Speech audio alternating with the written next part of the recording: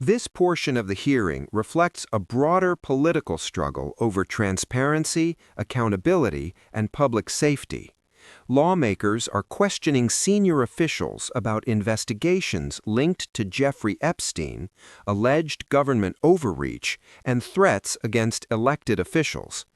Congressional hearings like this often mix verified facts with personal testimony and political framing, so viewers should listen carefully to distinguish between documented findings, ongoing investigations, and statements made as part of partisan debate. That in and of itself tells you how wrong it was. The chair now recognizes the gentleman from California. Great, thank you. Madam Attorney General, you acknowledged earlier to Mr. Johnson that President Trump was mentioned and the release countless times, you said, in the Epstein files. I just want to play a video, though, for you that I think speaks to the frustration that many of these victims have. Of times Trump's name appears in the files, so it could at least be 1,000 times. Is that right? The number is a total misleading factor. We have not released anyone's name in the Epstein files that has not been credible. Director, could it at least be 1,000 times? We have released every piece of legally permissible information. Okay, you can characterize the numbers however you want it. I'm claiming my time, Director. It sounds like if you don't know the number, it could at least be 1,000 times. It's not. It's not. Is it at least 500 times? Here, the conversation shifts from questions about case files to claims of political retaliation and weaponization of government. Historically, members of Congress from both parties have accused opposing administrations of misusing investigative powers, especially during highly charged issues like election interference or impeachment. Oversight hearings become a place where lawmakers present personal experiences as evidence of broader institutional problems. However, allegations voiced during hearings are not legal conclusions. They reflect perspectives that may later be reviewed by inspectors general, courts, or independent investigations. A useful question for viewers is this: when lawmakers use personal narratives in hearings, does it illuminate systemic problems or risk turning oversight into political storytelling? No. Is it at least 100 times? No. Then what's the number? I don't know the number. I understand why the victims are frustrated, and the Attorney General acknowledged what Mr. Patel would not acknowledge, that it was way more than 1,000 times. But I want to move, Madam Attorney General, to weaponization of government. And yesterday it was reported that 6 members of Congress had indictments sought against him, and they were not returned by a grand jury. My colleagues have spoken about their frustration of being in subpoenas and having cell phone records combed through. Well, in 2017 and 2018, Adam Schiff and I had our cell phone records and email records combed through, not by you, but a different Department of Justice under the president. It was in retaliation for our role in the Russia interference campaign. An inspector general report would find this improper and that the predicate for it was absurd. In 2020, after sitting on 2 committees that were a part of the president's first impeachment, an FBI agent leaked my cooperation in a national security case where my campaign was targeted.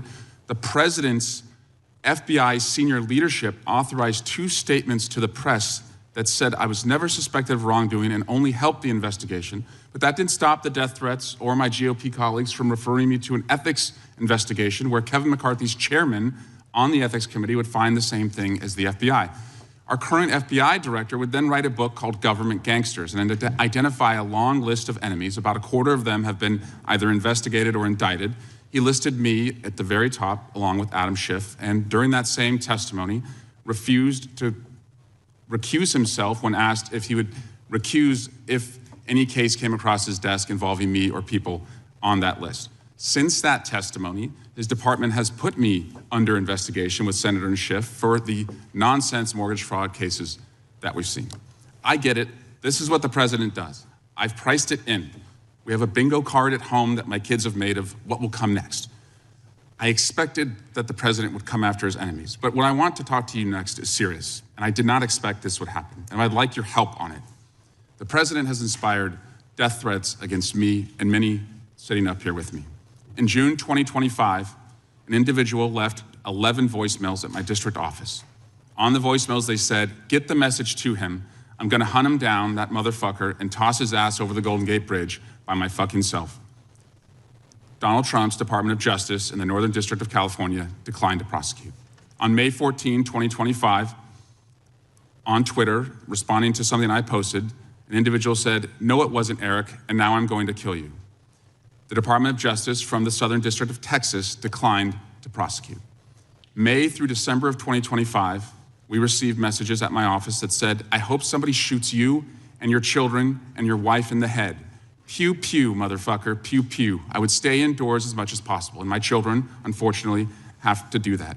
The Department of Justice has not charged this individual and cited that he's a prolific caller and has health conditions, although what we have found in our own investigation. Taken together, this hearing highlights two competing narratives shaping immigration and law enforcement debates in Congress. Some lawmakers focused on alleged threats, investigative fairness, and oversight of executive agencies, while others emphasized border security, public safety statistics, and cooperation between federal and local authorities under policies associated with Donald Trump. The result is a highly polarized exchange where policy arguments, emotional testimony, and political messaging overlap. For viewers, the key takeaway is to separate rhetorical claims from verified data and official outcomes, something that often only becomes clear after hearings end and investigations continue. What's your perspective? Do hearings like this promote accountability or deepen division? Share your thoughts below, and don't forget to like, comment, and subscribe for more balanced, fact-based analysis.